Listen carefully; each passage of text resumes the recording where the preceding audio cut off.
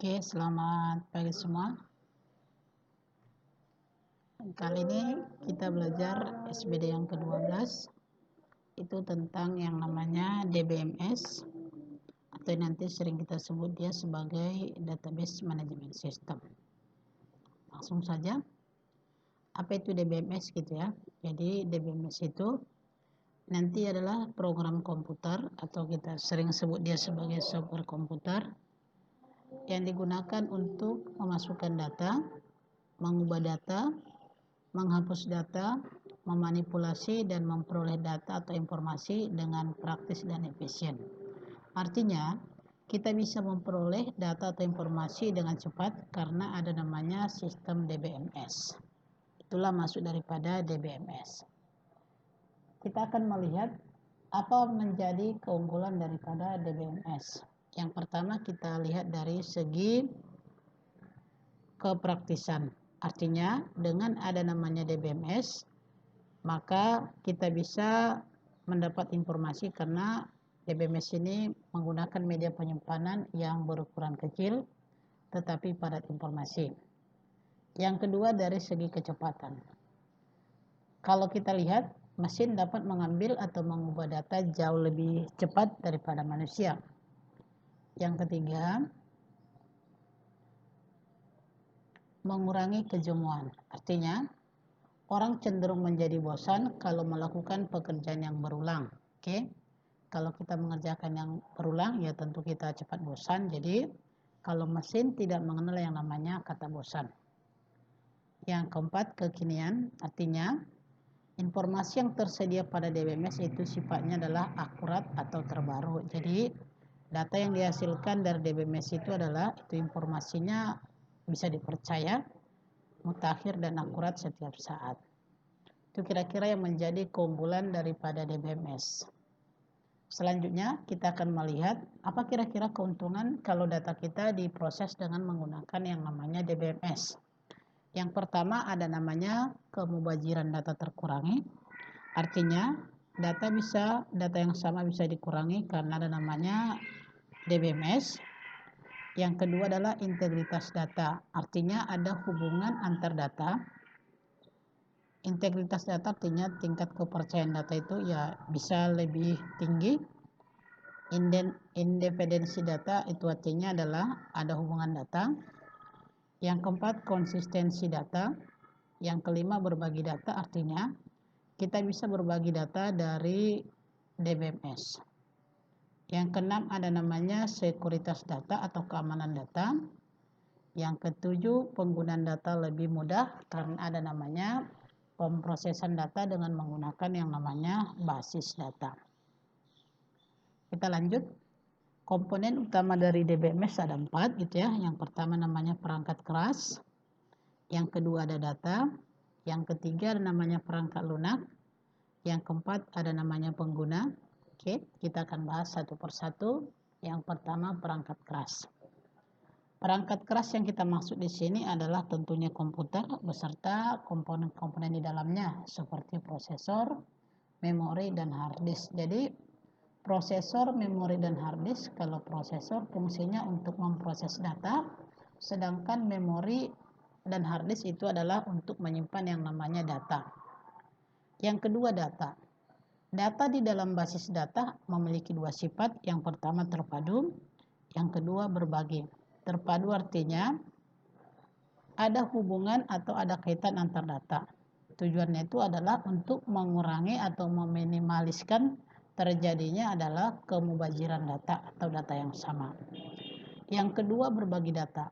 Berbagi data dapat dipakai oleh sejumlah pengguna atau suatu data dapat diakses oleh sejumlah pengguna dalam waktu yang bersamaan. Jadi sifatnya ini adalah sistem multi-user. Itu yang namanya data. Yang ketiga ada namanya perangkat lunak. Jadi perangkat lunak ini dia fungsinya sebagai penghubung antara yang namanya basis data dengan pengguna. Jadi berkedudukan antara basis data dengan yang namanya pengguna. Jadi perangkat lunak inilah yang berperan untuk melayani permintaan atau permintaan dari si pengguna. Yang keempat ada namanya pengguna. Pengguna dikelompokkan menjadi 3 kategori. Yang pertama ada pengguna akhir, yang kedua pemrogram aplikasi, yang ketiga adalah administrator basis data atau DBA gitu ya. Kita akan membahas satu persatu. Yang pertama pengguna akhir. Pengguna akhir ini dibagi menjadi 2. Yang pertama adalah pengguna aplikasi, yang kedua pengguna interaktif. Kalau dia dikatakan pengguna aplikasi, ini adalah orang yang mengoperasikan program aplikasi yang sudah dibuat sebelumnya. Yang membuat ini adalah bagian daripada pemrogram aplikasi. Yang kedua, pengguna interaktif. Jadi pengguna interaktif ini adalah orang yang dapat memberikan perintah pada basis data. Misalnya dia memberikan perintah select, insert, dan sebagainya, atau melakukan perintah-perintah melalui antarmuka berbasis menu. Yang kedua, pemrogram aplikasi. Pemrogram aplikasi ini adalah orang yang membuat program aplikasi menggunakan yang namanya basis data. Tentunya program aplikasi dibuat ya sesuai dengan kebutuhan daripada pengguna. Yang keempat ada namanya administrator basis data atau istilahnya DBA. Ini adalah orang yang bertanggung jawab terhadap pengelolaan basis data. Secara lebih detail, tugas daripada DBA itu adalah yang pertama mendefinisikan basis data, yang kedua menentukan isi basis data, yang ketiga menentukan atau membuat sekuritas daripada basis data. Kita lanjut, abstraksi data ada 3, lapisan fisis, lapisan konseptual, dan lapisan pandangan. Lapisan fisis ini lapisan yang paling rendah. Ini nanti menjelaskan bagaimana data sesungguhnya disimpan. Dan dijelaskan juga yang namanya struktur data secara rinci.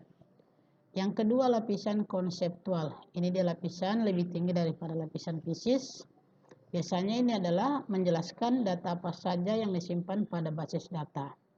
Dan menjelaskan hubungan-hubungan antar yang namanya data. Yang ketiga lapisan pandangan. Lapisan pandangan ini merupakan lapisan tertinggi pada abstraksi data. Pada lapisan ini pengguna hanya mengenal yang namanya struktur data yang sederhana yang berorientasi pada kebutuhan pengguna. Itulah abstraksi daripada data ada 3 tadi. Lapisan fisis, lapisan konseptual, dan lapisan pandangan. Selanjutnya kita masuk ke model basis data. Ada 3 jenis model basis data. Yang pertama model hierarkis, yang kedua model jaringan, dan yang ketiga model relasional. Kalau dia dikatakan model hierarkis, ini model pohon karena menyerupai pohon yang dibalik. Model ini menggunakan pola hubungan orang tua dengan anak, di mana nanti hubungannya itu adalah 1:m, artinya satu orang tua mempunyai banyak anak atau memiliki banyak anak. Yang kedua model jaringan. Model ini menyerupai model hierarkis dengan perbedaan di mana nanti suatu simpul anak bisa memiliki lebih dari satu orang tua. Karena sifatnya demikian, biasanya model ini menyatakan hubungan 1:1, artinya satu orang tua bisa memiliki satu anak, 1:m, satu orang tua memiliki banyak anak, ataupun n/m, ya banyak anak bisa memiliki yang namanya banyak orang tua. Yang ke-C itu model relasional. Kalau dia model relasional ini menggunakan yang namanya sekumpulan tabel, di mana nanti tabel itu berisi yang namanya baris dan kolom beserta atribut di dalam yang namanya tabel. Oke, yang terakhir kita masuk ke perintah DBMS. Perintah DBMS ada 2, yang pertama dia DDL, yang kedua DML. Kalau dia DDL itu kita sebut dia sebagai data definition language, atau ini bahasa definisi data gitu ya. Jadi digunakan ini untuk mendefinisikan yang namanya skema basis data oleh bagian DBA. Yang kedua ada namanya DML, data manipulation language, atau bahasa manipulasi data. Ini untuk memanipulasi daripada data pada DBMS. Bisa nanti dia menggunakan yang namanya perintah, misalnya mengubah itu update, memanipulasi misalnya select, atau misalnya menampilkan, bisa nanti untuk mengubah ada di update, ada select, ada insert, ada delete. Itu namanya perintah-perintah daripada DBMS. Untuk perintah DBMS ini nanti kita bahas dia mulai dari SBD 9, 10, dan 11. Oke, itu aja untuk SPD yang kedua. Silakan dibaca-baca, mudah-mudahan bisa dimengerti. Kalau ada pertanyaan bisa nanti ditanya melalui WA Group. Terima kasih, selamat pagi.